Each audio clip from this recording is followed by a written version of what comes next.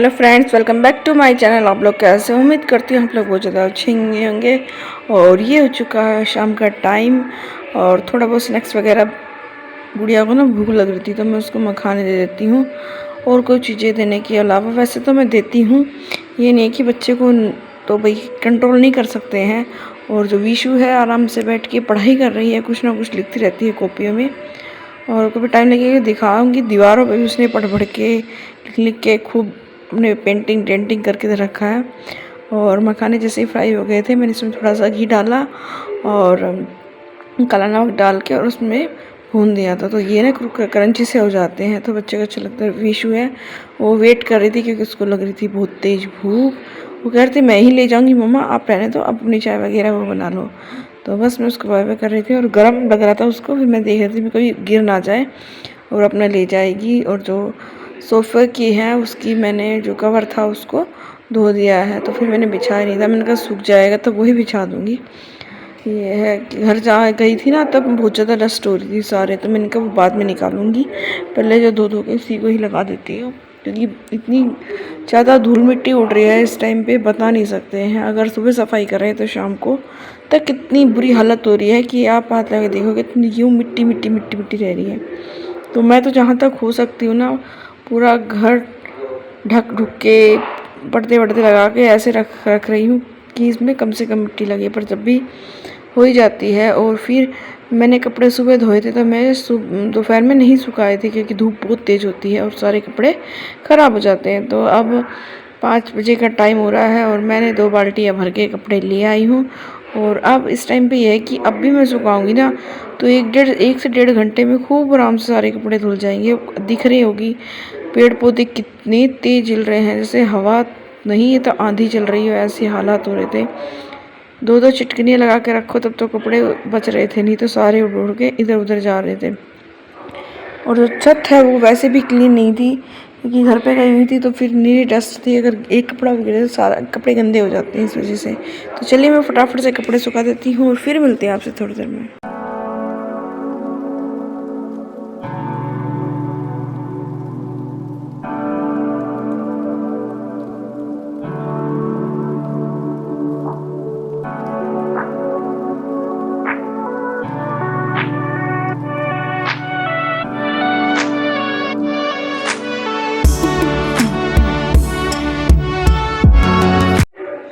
और शाम का टाइम हो चुका है, मैंने दिया बत्ती है वो लगा दिया है, दिया भी लगा दिया है।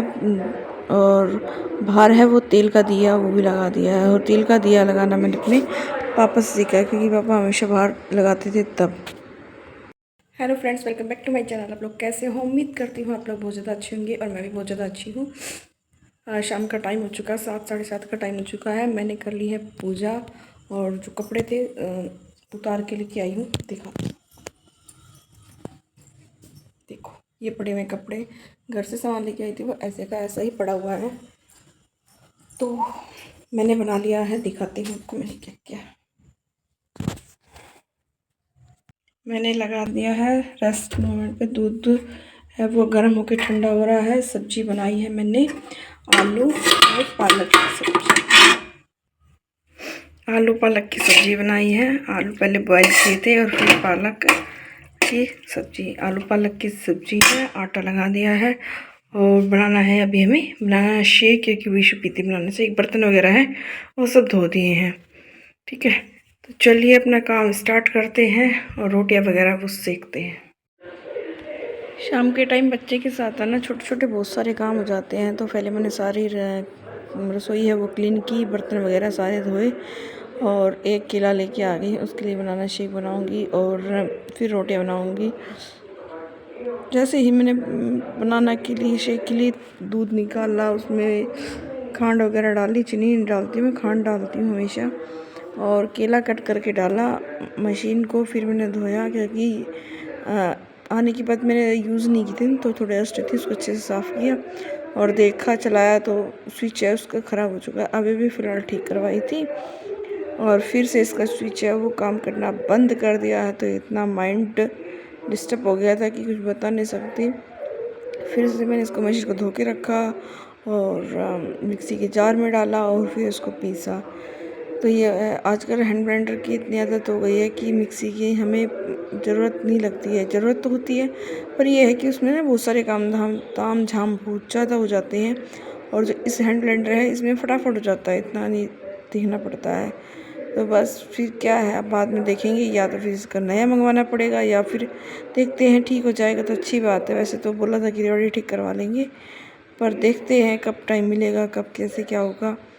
यही है बस। चलो ठीक है, अब बनाना शेक बनाती हूँ क्योंकि विशु है ना अच्छे से खा लेती है, एक रोटी और बनाना शेक थोड़ा सा पिला देते हैं तो पूरा आराम से सोती है। नहीं तो बच्चे का अगर पेट ना भरा हो ना तो रात को सोता भी नहीं और परेशान भी करता है।